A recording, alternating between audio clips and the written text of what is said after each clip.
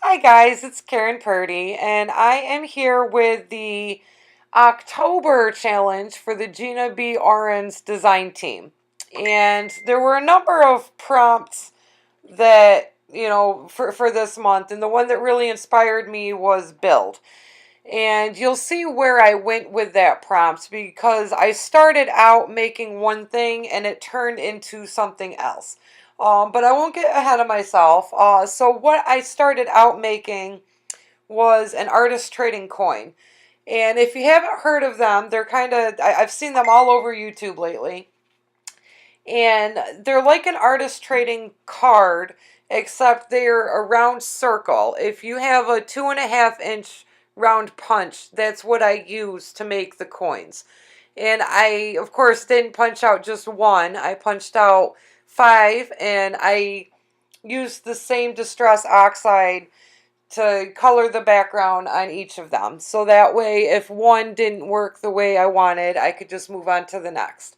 And it's great this way because then you can make a set of matching coins as well. So that's what I did there, and that's just the background. And to add a little bit more depth to the background, I wanted to do some stenciling. So I went through all my stencils. That's what I'm doing right here.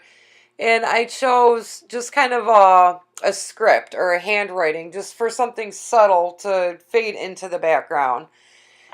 And it took me a few minutes to figure out what I wanted to use through the stencil. And I was going to use some white Dilutions paint, but I ended up going back to the Distress Oxides and using one of the colors that I'd used in the background. So you'll see me do that here in a moment. Anyways, so I knew on this artist trading coin that I really wanted to use one of the bird stamps by Gina B. Ahrens. That's one of my favorite stamp sets. I love the birds. They're so cute and whimsical and fun, and it just fits my style.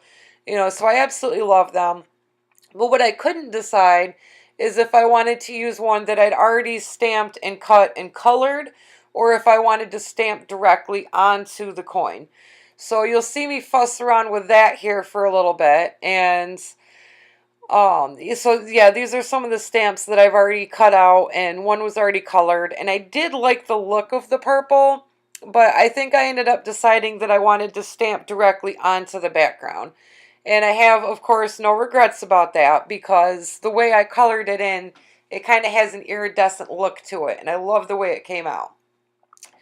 So you see me fussing around. I mean, when I'm working on a project, even for these design team challenges, I don't really sit down with a clear plan in mind. I may know a few things, a few elements that I want to incorporate, but I don't know this is exactly how I'm going to do that. And maybe it would make the videos more seamless if I did, but for me, the creative process is just kind of playing around and not having a clear plan from point A to point B. So I enjoy that. So after I stamped the image down, I knew I needed to color it in, and so on another coin, I'm going through some a variety of markers and colored pencils and just kind of coloring onto it. I was using this coin to test and see how the different markers and crayons and pencils looked over the ink. And I ended up going with the Neo Color 2, which is what I used to color in the bird that I stamped onto the coin. Now, just like everything else, there's no rhyme or reason to the way that I colored this bird in. I am not an expert by any means with shading and blending colors. I just chose three colors I liked that would work together. I have been playing around with Copic markers lately, and I would love to learn how to, blend colors and do the shading. I've seen some amazing things done with them. But for me, I just, I pick three colors that I like, and then I take a water brush and I just kind of smooth the colors out together.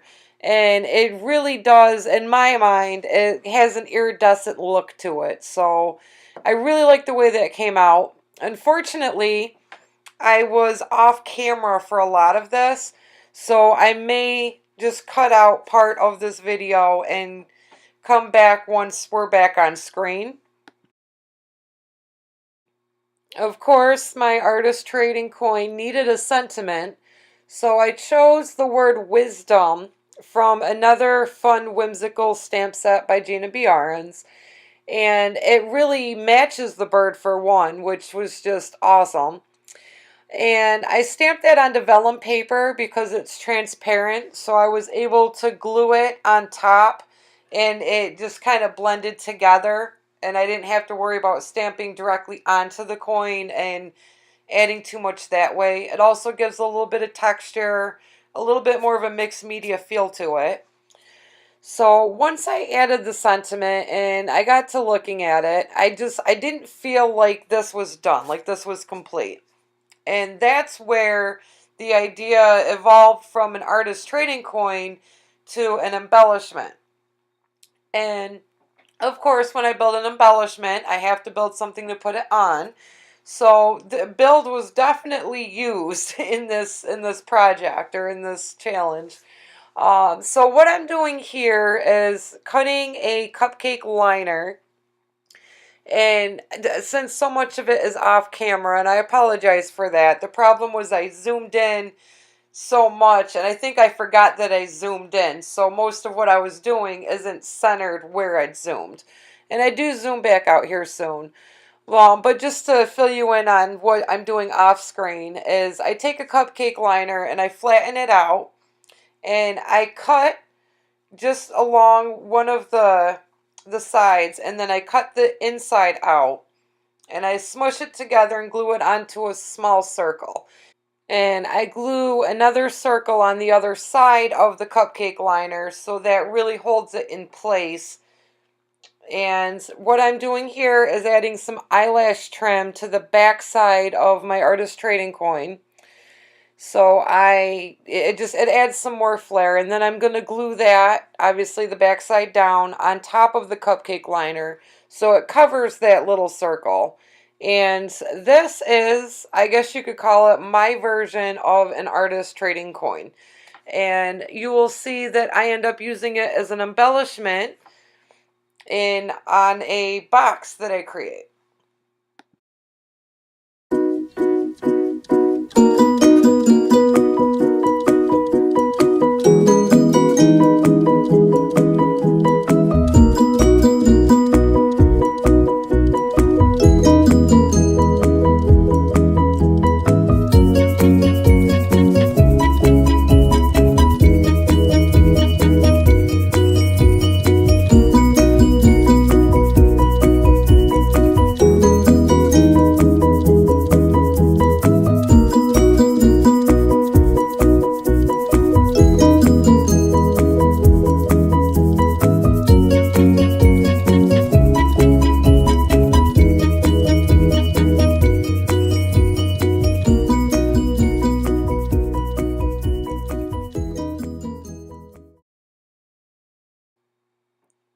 If you like this video, please give it a thumbs up and don't forget to subscribe.